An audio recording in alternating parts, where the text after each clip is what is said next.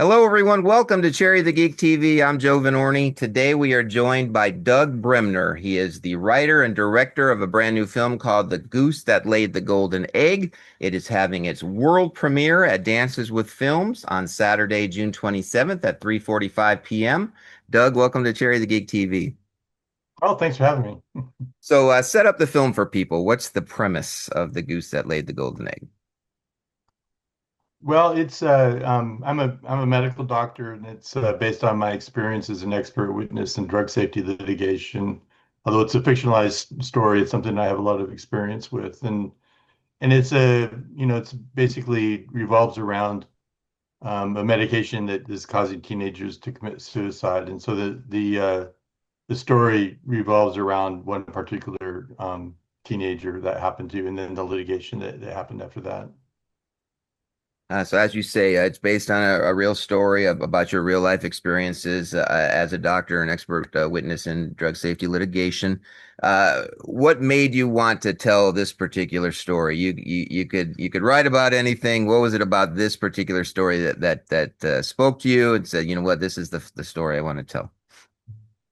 Well, we write things in scientific journals and in other ways within our own field, but people don't really have the opportunity to see kind of what goes on the inside in terms of the medical and pharmaceutical world, and there's a lot of drama there. I thought it would be a good story to tell. I actually was just talking to a originally was talking to a doctor friend of mine who was writing screenplays, and he said that sounds like it'd be a good movie.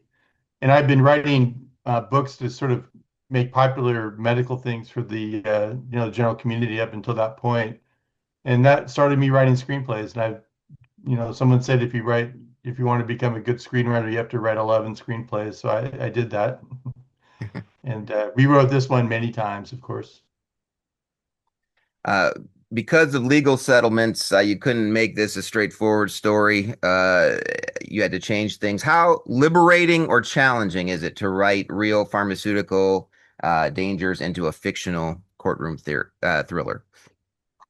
Well, it seemed more natural to make it into a fictionalized story because otherwise it would become like a documentary. And there's, we've gone both ways. I When I originally wrote the nonfiction book that the story was based on, I wrote it like a novel, and then the agent said you need to make this into a nonfiction book and make all the names real. And that was published over years ago. So any kind of there's probably a statute of limitations that's expired in terms of any legal challenges to that at this point. And the company that made the drug has sort of moved on to other things, and they no longer sell it in the United States. It's just sold from generic versions. So um, for me, it's more about the story than anything. Like I've had friends that are doctors who wrote about other medications like Vioxx, that was associated with cardiac risk, and wrote papers in scientific journals about how the companies have tried to, basically cover up the risks. And they said, "Well, why didn't you write a article like that?" And I said, "I'd rather make a story that can have broader appeal to the general audience, and then also, tell them something a little bit about, what goes on behind the scenes in the medical and research and pharmaceutical world." How frustrating is that? We'll jump out the film here for a second. How frustrating is that for you as a medical, somebody, who's trained in medicine, knowing that these drugs exist that have these side effects, cause damages? They do a court case, the company settles, they make the people sign like you can't talk about it. Well, we're going to settle with you. But you all know like there's harmful effects that happen because of this, and that company should be called, and the public should know what happened, but nobody's allowed to talk about it. Is that frustrating for you, knowing the truth and not getting to talk specifics, and that the company kind Yeah, of gets to wash their hands of it and walk away with? well, what's even more frustrating is number one that the media doesn't cover it. There was a article 20 years ago by a journalist named Kevin McCoy in USA Today about this topic, and then since then it's hasn't really been covered in the United States. At least in the United Kingdom, it's covered quite a bit these days in the Guardian and publications like that. I even had someone who was writing her PhD thesis in journalism on why no one ever covered the Accutane story. And then she kind of, went radio silent. So I don't know what.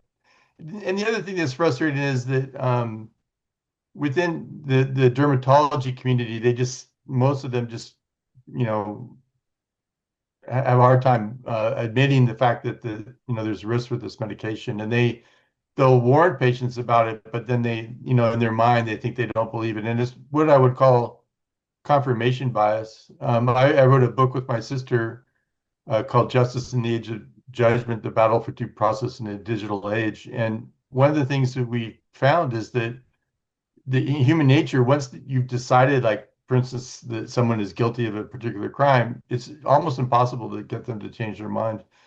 And I think that that's what happened in the dermatology community is they've sort of decided that there's nothing there. And then everything that they observe, kind of reaffirms that confirmation bias. And it's gotten to the point where it's not even really worthwhile debating or arguing with them because it's just one of those things that, they make you sign a gazillion consent forms and everything before you take this drug. But, unless the dermatologist is really, warning people, I think there's still a big risk. So you're a physician who spent decades studying how trauma and stress physically damage the human brain, but there's a massive difference between looking at a brain scan and then writing a narrative script where an actor has to embody that exact psychological collapse. What's the hardest part in your film about taking this cold clinical understanding of drug side effects and translating it into a raw, deeply emotional cinematic performance with your actors? Well, I mean, I think one of the things people don't appreciate is that, these drugs are making $1 billion a year for the company. And if you think about it, they're going to go to extensive lengths to try and preserve that $1 billion paycheck.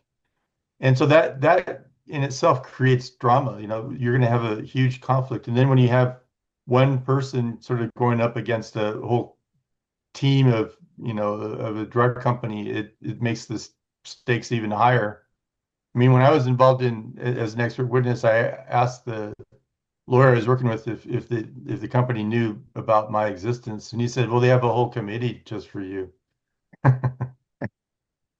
And I've even heard, through um, people that are like relatives of the family that owns the company that, 20 years ago, they were saying that, this guy's trouble for us. How So, yeah. How close does the film's corporate retaliation mirror what happens in real life whistleblowers, from your experience? It was pretty accurate. I mean, Can you give some examples of things you witnessed in your years of retaliation against whistleblowers? well, in general, the companies will create like lists of their enemies, if you will. This is like they call it, they'll call it a hit list, and it'll be like, of course, it's going to be the leaders in the field in terms of people doing research, because the people doing research are the ones that are gonna come across these potentially lethal side effects. So, um, that, and it's sort of a script that plays itself out over and over with different drugs. And there's even company, and so the game is to sort of try and, stifle the criticism of the side effects, and then try and find what they call thought leaders, or people that will basically endorse your particular drug. And the way they do that is they'll invite a leader in the field to do consulting or be on speakers bureaus, and basically, they're rewarding them financially. And that's it. So it's sort of like almost like politics, where you've got the one side sort of pushing, to promote the positivity of the drug, and then they're trying to suppress what happens. But in my case, the company accused me of fraud, and so I had to go through an inquiry at my university where in the end they found no evidence of fraud. And they attempted to get the research paper retracted, without success. So it's still out there, and it stands on its own. I'm curious about two of the executive producers that are listed for the film. One is Dr. Neil Schulman, who wrote Doc Hollywood, the Michael J. Fox movie many years ago. The other is Dr. Patch Adams, that people would know. Robin Williams played him in a movie. What is your relationship with them? What did they bring to the film? What's it like uh, consulting and knowing uh, other people from the medical community who have had Hollywood experience and script writing experience and having movies made about them, kind of talk about them, your relationship, and what they brought to the film. Well, Neil unfortunately passed away from COVID a couple of years ago, but he was a close friend of mine, and he's the one that actually got me involved in the whole script writing thing. He was the one that when I told him the story about being an expert witness, said that that would be a good movie, and he was right, because it has all the elements for a good movie, all the drama and conflict and everything. And he basically taught me how to write screenplays, and um, he had his own TV show and his own line of children's toys called What's in a Doctor's Bag, which was sort of basically, taking doctors' instruments and turning them into little puppets and doing it to entertain children, but also to teach them about medical things. And he would dress up like a clown, as does Patch Adams. So he and Patch were pretty good friends. And I've known Patch, sort of more through Neil. But there's a little small contingent of doctors you know, that are kind of not mainstream, I guess you could say.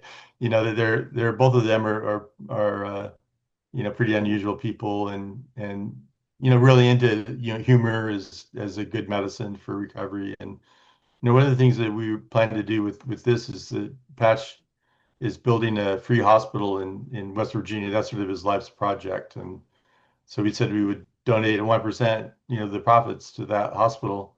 Whether there'll be a lot of profit, I don't know. I mean, this is a independent film, but there's always hoping. In films like this, casting's very important. Talk about Andy Evans, who plays your lead character, the doctor who's going up against these corporate weasels. What was it like casting him, and what did he bring to the role? What did you see in him when you were casting that said this is the right guy for this part? Well, we had did casting in several waves, and some of it was with the regular casting director, and then by the time that we came up to get ready to actually put, it took a few years. There's like a kind of a start and stop process. We had a false start about 5 years ago, and then put things on hold. So when it came to fill that role, we were looking for someone from the southeast, so that we could save on travel and whatnot. And I ended up just reviewing a bunch of clips, the demonstration reels like on backstage.com, and I think um, what I liked about him is that he had a sense of irony, and he, some of the characters that he played, and so that was that this character has a sense of humor and a sense of irony, and I wanted that to come through. We wanted it. The character was, the character is based on myself, but I mean, when you write a script like this and it becomes fictionalized, then they kind of develop a life of their own. So the character had to be someone that was not, super cocky or confident, maybe someone that had some self-doubt and was not the person that's going to go on and take out the world. He's sort of drawn into the story by chance, but then, it's like a test of fire, I guess, if you will. And once he's in the battle, he sticks in there and, triumphs in the end. So that was another thing. And he fit that really well because didn't overact, he didn't overemphasize things. And a lot of what you pick up is like at the end of a shot, he'll have a little facial expression that kind of tells you a lot about, what's going on with the character. And he was very dedicated, and always worked very hard, always knew his lines. They're real easy to work with. We are almost out of time. As we wrap up, what do you hope audiences take away with them when they walk out of the film on June 27th? Well, I think, looking back on all my screenplays, I think that it's a story about justice, and the moral of the story is justice will prevail in the end. The story about the title is that um, it was in a presentation for the drug representatives, and the company was saying, this is our goose that laid the golden egg, the Carinaderm medication. It gets us $1 billion a year, and we have to protect the goose. But what the lawyer said is that the moral of the story is that the guy cut open the goose, and so the moral is that he is too greedy, gets nothing. That's from the Aesop's Fable moral. If people aren't at the premiere at Dances with Films and they want to find out about more about it, future screenings, future festivals, when the film lands on a streaming service in the future, and they want to know where that is there a website, social media? How can they find out more about the goose that laid the Yeah, gold? so the website is goosefilm.io, and then the goosefilm.com also redirects to that. And the Instagram page is goosefilm.io. And then from there, we have the websites for our Laughing Cat Productions, which is our company, and my website is dougbremner.com. And then there's a Facebook page called The Goose That Laid the Golden Egg, where you can follow and to see what's happening. Excellent. Well, the film is called The Goose That Laid the Golden Egg, having its world premiere at Dances with Films on June 27th at 3:45 p.m. Doug, thank you so much for chatting with us today on Cherry the Geek TV. Oh, thank you. Dr. Jonathan Forteo completed his residency education at Yale. Here's a list of reported side effects of Zircon. What was that about? I think we need to be honest about any side effects in our medications. Don't forget who butters your bread. Dr. Forteo, I recognized you from your picture. You need an appointment. I read that you could see depression in the brain using a brain scan. I'm sorry, I have a full clinic today. I need to go. Look, your patients could be in danger. I've spoken to a lot of families, and they're all going through the same thing I am. My son, Jacob, I love you. Love you too, Mom. He was captain of the wrestling team. He was a good kid. He was happy. I didn't even know anything was wrong. Was he on any medication? Well, just for acne. What was it called? Carinaderm.